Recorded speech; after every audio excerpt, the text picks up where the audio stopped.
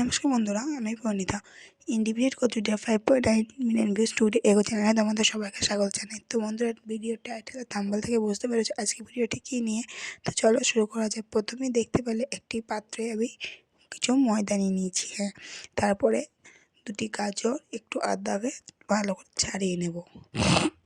আমার প্রচণ্ড ঠান্ডা লেগে আছে, ভয়েস ওভার দিতে পারছি না। ভয়েস শুনে বুঝতে পারছো, তাও তোমাদের জন্য কষ্ট করে ভয়েস ওভার দিচ্ছি। প্লিজ ভিডিও দেখে একটা কমেন্ট, লাইক অ্যান্ড সাবস্ক্রাইব করে দিও এবং কমেন্ট করো যে নেক্সট ভিডিও তোমরা কী রেসিপি দেখতে চাও।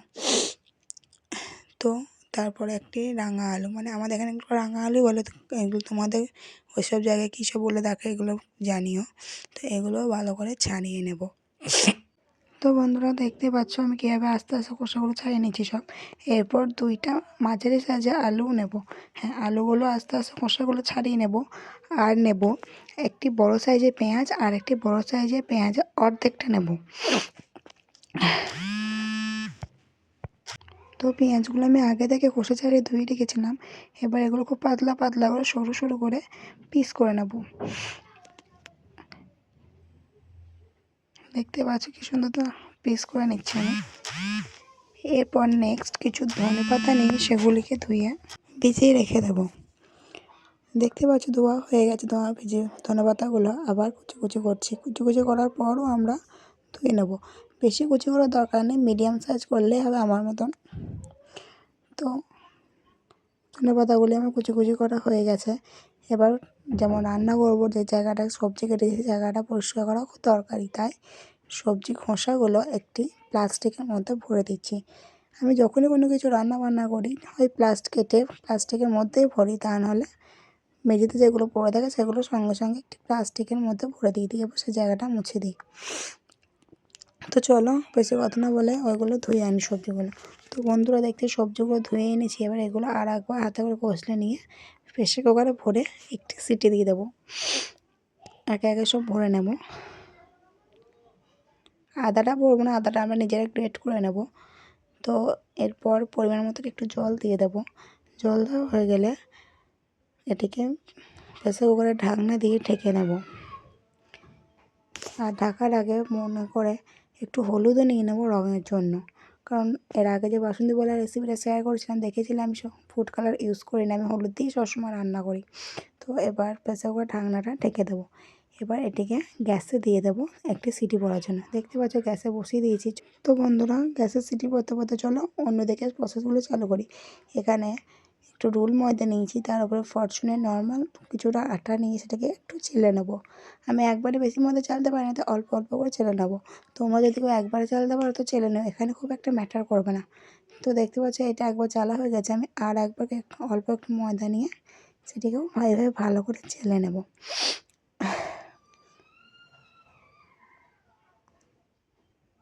দেখতে পাচ্ছ কীভাবে চালছি আমি।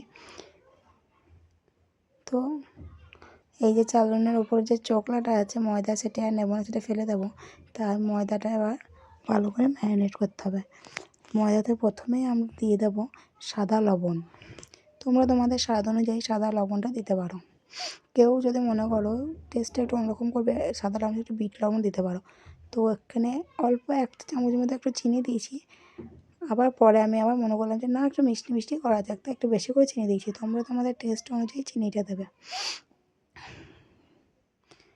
তো এরপর দিয়ে দেবো কিছুটা জোয়ান। জোয়ান দেওয়ার পর এগুলো প্রসেসগুলো করতে করতে দেখছি আমার সিটি পড়ে গেছে। ওগুলোকে নামিয়ে রেখে চলে এলাম। প্রথমেই দিয়ে দিলাম একটু জিরে গুঁড়ো, দেন রঙের জন্য এবং একটু ঝাল ঝাল সাদার জন্য দিয়ে দেবো অল্প পরিমাণে একটু শুকনো লঙ্কা গুঁড়ো। শুকনো লঙ্কাটা বন্ধ করে দিয়ে এরপর রঙের জন্য আর একটু হলুদও দিয়ে দেবো। তোমরা তোমাদের রং এবং স্বাদ অনুযায়ী মশলাটা ব্যবহার করবে। তো এগুলো সব দেওয়া হয়ে গেল। এবার আমরা যে আদাটা খোসা ছাড়িয়ে রেখেছিলাম সেই আদাটা আস্তে আস্তে গ্রেট করে দেবো।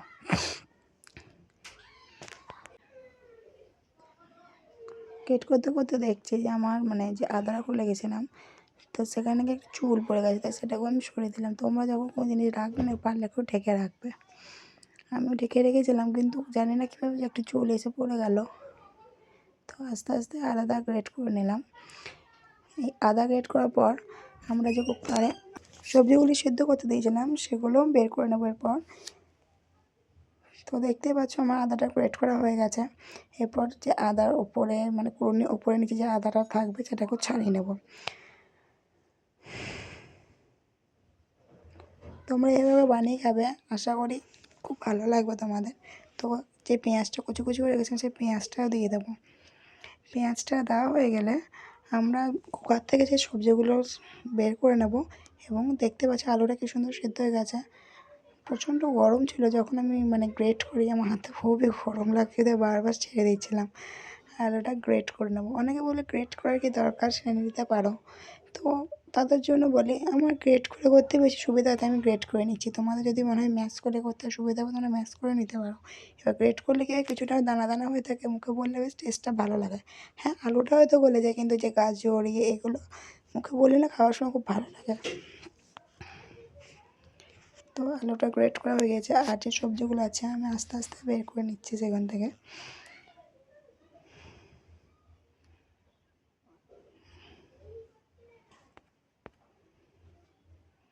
এবার গাজরটাও আস্তে আস্তে এভাবে কুড়ে নেব।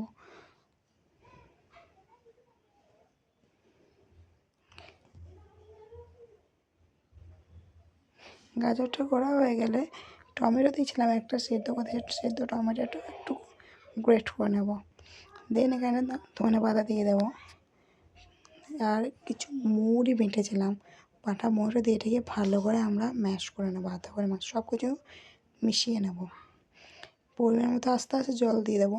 কেউ একবারে জল দেবে না, একবারে জল দিলে কী বলো তো মানে ওটা একবারে মাখানো হয়ে গেলে না খুব পাতলা হয়ে যাবে, কোনো কিছু মানে খেয়ে তার টেস্টটা বুঝতে পারবে না। আমার মতো আস্তে আস্তে জল দিয়ে দিয়ে মাখবে, ব্যাটারটা ঘনত্বটা ভালো থাকবে আর বুঝতেও পারবে কতটা জলের দরকার। এখানে আস্তে আস্তে ফাটিয়ে নিচ্ছি, তোমরাও আস্তে আস্তে ফাটিয়ে নেবে।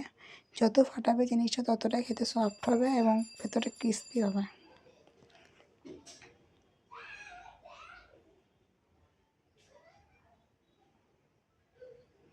তো আমার মাখানো হয়ে গিয়েছে। গ্যাসের ফ্লেমটা বাড়িয়ে একটি তাওয়া বসিয়ে সেটাকে ভালোভাবে গরম করে নেব। যতটা ভালো গরম করে নেব প্রথমটা, দেন গরম করা হয়ে গেলে একটি আলু অর্ধেকটা কেটে নিয়ে একটু কাঁটা চামচের মাধ্যমে সেটা পেছনে গেঁথে আর ওটা তেল লাগিয়ে গোটা তাওয়াটাতে ভালো করে তেল দিয়ে দেবো। এরপর ময়দার যে মিশ্রণটা আমরা তৈরি করেছিলাম সেটি দিয়ে দেবো এবং তাল পাতা বা নারকেল পাতা যাদের বাড়িতে যেটা থাকবে তারা সেটা নেবে এবং জলে ধুয়ে আমার মধ্যে এভাবে গোল করে দেবে। দিয়ে উল্টে পাল্টে ভেজে নিলে ঠিক এরকম একটা ময়দার গোলা রুটি তৈরি হয়ে যাবে।